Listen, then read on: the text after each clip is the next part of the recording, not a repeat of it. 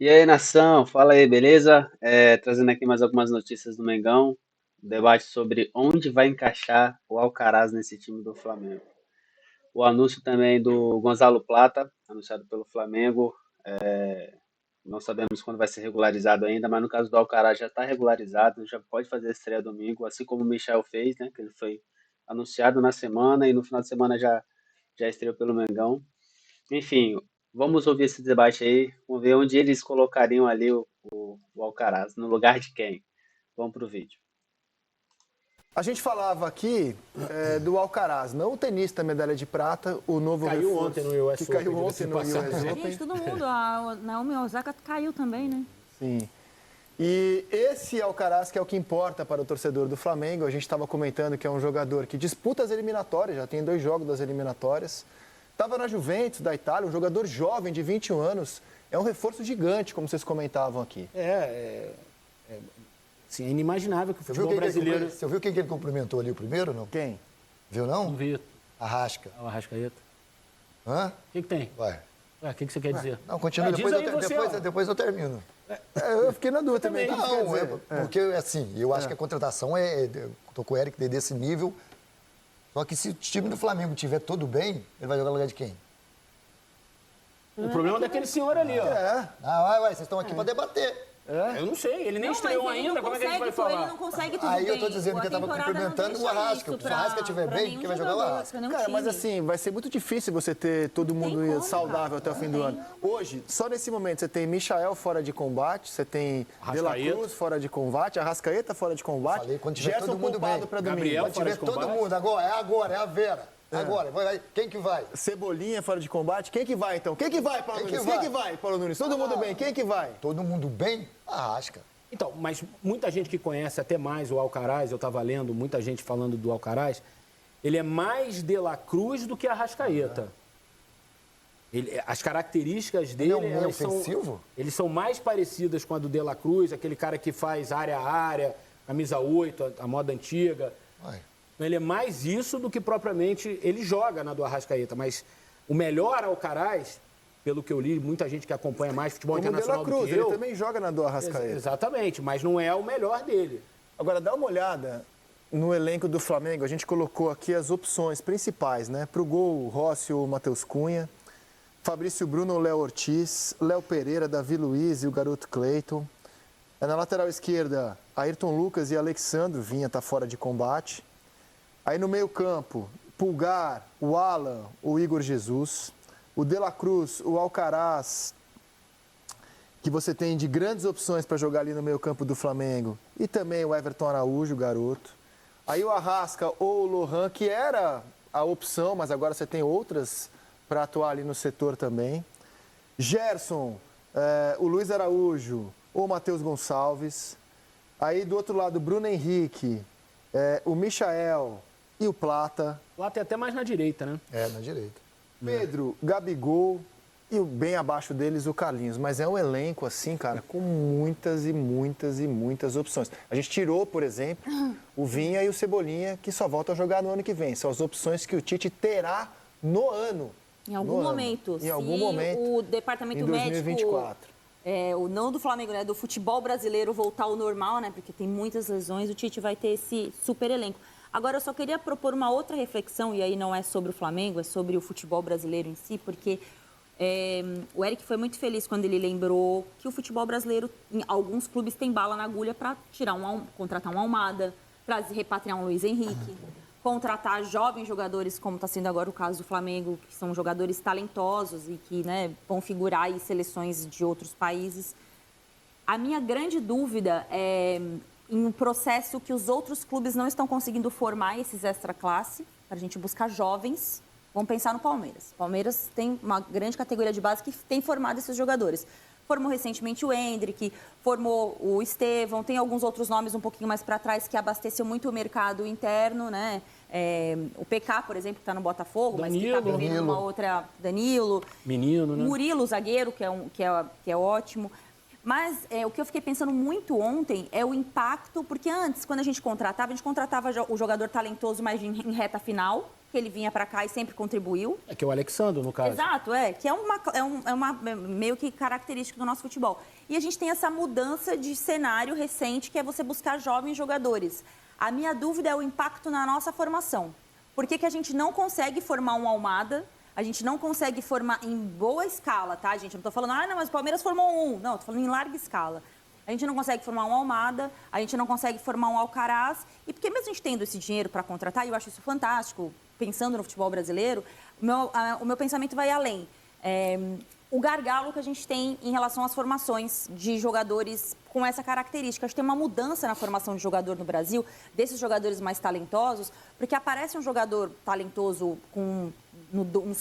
lá com 12, 13 anos, ele automaticamente vai fazer ponta, vai virar um ponta de pé invertido. Então, eu acho que é isso. O nosso futebol é o reflexo dos jogadores que a gente forma. E hoje a nossa formação, até porque é o jogador brasileiro para exportação, é jogador de lado, cara. Espero que não façam muito isso com o Estevam, porque ele tem muita característica. Pontas, né? Mas são os pontas. A questão não é essa, assim. A gente não tem aquele super ponta mais, né, gente? Vamos pensar aqui no futebol Vinícius brasileiro. Júnior? Sim, mas olha só, ele terminou a formação dele fora. Ele não é um jogador formado 100% no Brasil, ele sai muito cedo daqui. Porque esses caras craques com 18 anos, eles vão para a Europa. Isso que eu tô falando, como é que tá o nosso cenário de formação desses jogadores ao ponto da gente ter o dinheiro e a possibilidade de buscar fora e não formar aqui, entendeu? Esse eu acho que não é um impacto para agora. Eu acho que esse não é um pensamento para agora. Até porque a gente forma jogador para vender no Brasil. Porque a gente fez muito tempo isso com os laterais. A gente pensava muito no lateral europeu. Vamos formar um lateral europeu, ele tem que ser forte. E a gente tem um gargalo enorme na formação de laterais no Brasil hoje e a gente tem que olhar para fora para trazer lateral de volta para cá. Mas como o mercado está comprando ponta brasileiro e a gente forma jogador... Volante também meio. Volante, sem dúvida. E a gente forma jogador para vender, né? Porque com 18 anos eles vão e é muito dinheiro. Ou a gente traz o cara para ser volante ou a gente abre o cara para ser ponta. A gente é obrigado a buscar no mercado os jogadores que a gente Na minha época, forma. por exemplo, todo mundo queria ser ou meio campo ou atacante, segundo atacante, entendeu? Porque jogava com 2 atacantes. Então, o treinador de base, ele já te colocava, eu quero jogar de meia, mas vai de ponta que você é melhor. Meus caros, para fechar esse bloco aqui, vou pedir um favoritômetro de vocês para o jogo de domingo. Você acha que o resultado mais provável é empate, 50-50? Você acha que o Flamengo é favorito? Achei que fosse quem é melhor. Ainda bem que não é o quem é melhor. Não, vai ser só favoritômetro. Favoritômetro. Quem é o favorito para o jogo de domingo, Ana Thaís Matos? O Flamengo, 60-40. Eric Faria? Eu acho que é 50-50, cara. Acho que pode ser um empate, é um resultado muito provável nesse jogo para mim. 50-50? Para você, Paulo Nunes? 60-40, Flamengo. 60-40. Primeiro turno, né? Só Itaquera para mudar esse prognóstico. Cara, na média a gente aponta o Flamengo como favoritismo de 57%. Sabe também uma expectativa que eu tenho? Uma curiosidade, não chega a ser uma expectativa porque isso é secundário. É como o Tite vai ser recebido pela torcida corintiana. Tava lembrando ontem aqui com o Eric na mesa de alguns episódios que eu vi, tá? Por exemplo, quando o Sócrates foi enfrentar o Corinthians pelo Santos. Ele foi vaiado no Pacaembu. Não tinha feito nada, mas ele foi vaiado só por vestir a camisa do Santos. Quando o Casagrande volta para o Brasil, vai jogar no Flamengo, no mesmo Pacaembu em 93, a torcida canta, volta Casão, seu lugar no timão, o Casagrande faz um gol contra. E no ano seguinte ele volta, numa das cenas mais bonitas que eu já vi de uma torcida recepcionando um ídolo vestindo a camisa adversária. Renato Augusto foi super aplaudido quando lá jogou. O Tite não tem a menor ideia. Eu tô assim, sem saber o que projetar, como o corintiano vai receber o Tite. Se é que vai ter alguma reação, se é que não terá uma reação de indiferença diante de tantos problemas que o Corinthians tem nesse momento, o Tite talvez seja algo até secundário no jogo de domingo. Qual o seu palpite? Tem coisa para pensar aí, hein, galera? O Rizek, eu acho que a torcida da arquibancada ela não reflete muito a torcida das redes sociais. Se o jogo fosse nas redes sociais, eu acho que o Tite seria vaiado. E eu falei do Casagrande e do Sócrates, porque eu acho que o Tite tem esse tamanho no Corinthians. Claro, lógico, com certeza. Eu acho que se fosse um jogo nas redes sociais, o Tite seria vaiado. Eu acredito, assim, só uma projeção, que eu acho que ele vai ser bem recebido. Porque também, por que eu estou falando das redes sociais? Porque foi muito...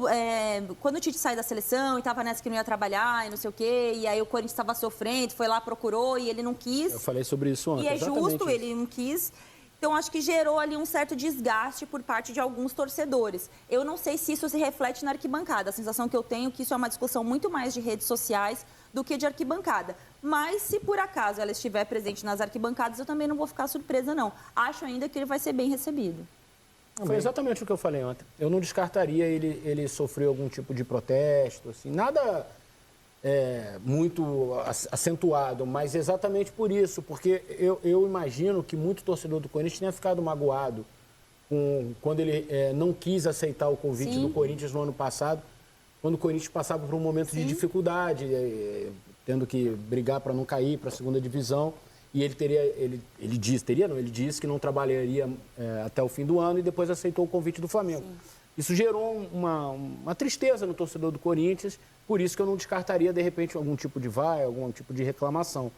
Mas, se fosse logo imediato, como ele não jogou logo no ano passado, pode ter dado uma esfriada nisso também, e o torcedor do Corinthians tem que entender que, meu problema agora é outro, não é o Tite.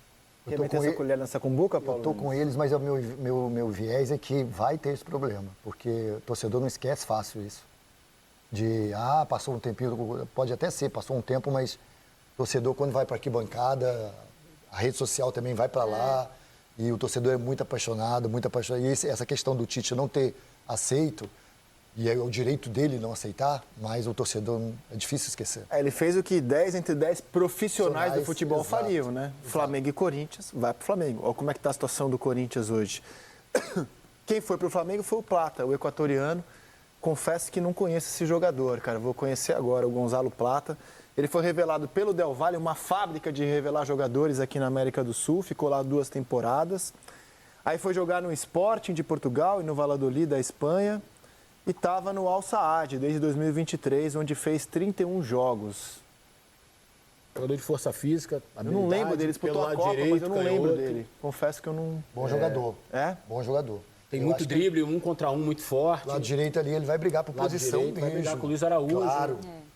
Na minha opinião, ele tem mais recurso. Na minha opinião. Não sei como é que ele está vindo. Já fiz alguns jogos dele, já vi na seleção, já vi no Independiente. Ele tem mais opções de jogo do que o Luiz Araújo. Apesar que eu gosto muito do Luiz Araújo. Mas é um bom jogador. Está num momento muito bom o Luiz Araújo. Eu gosto muito do Faz Luiz Araújo. tudo que o Tite quer, Exatamente. é impressionante. Assim. Ele, taticamente, ele é perfeito. ele se entrega ao máximo. Bom ter essa fartura, hein, cara? Bom ter essa Poxa, dúvida, hein? gente, você quer fazer o quê? Você quer jogar com o Luiz Araújo, com o Plata? Poxa. Não quer jogar com ponta, põe o Gerson. Quer pôr o Gerson aqui pelo lado direito? Não, hoje eu quero colocar o Gerson pra jogar por dentro, entendeu? Beleza ter essa fartura, Por isso que hein? ontem você botou no telaço mais vitórias, mais não sei o quê, e mais críticas. Porque cria no imaginário popular que o Flamengo é obrigado não só a ganhar, mas como ganhar jogando bem. Exatamente pelo elenco que você mostrou, por essas opções todas. Não tem jeito. O Tite não vai conseguir fugir dessa cobrança. Também a Você estará característica domingo dele em é um pouco Itaquera, desse certo? jogo, né? Vai comentar esse jogo. O Premier eu, Paulo Andrade e Dodô. Por isso que você votou 50-50. Não é porque eu acho que vai ser empate mesmo. É a sua tática? Quando eu vou fazer um Aprendeu jogo com o Led, 50 é um jogo muito difícil, exatamente. Mas eu acho que vai ser mesmo. Fala, pra gente fechar esse bloco. Não, nem lembro. Paulo fez eu perder a minha concentração. Galera, é isso aí. Mengão domingo pega o Corinthians numa fase terrível, horrorosa. E o Mengão também, apesar de vir vencendo, vem também destruído, né? No último jogo aí nós perdemos Dela Cruz, Michael, enfim. Mas eu ainda acredito que o Mengão é favorito. Vamos lá buscar essa vitória para não descolar da liderança. E se curtiu o vídeo, deixa aquele like aqui, compartilha, comenta, dá essa moral pra gente, beleza? Valeu, até a próxima.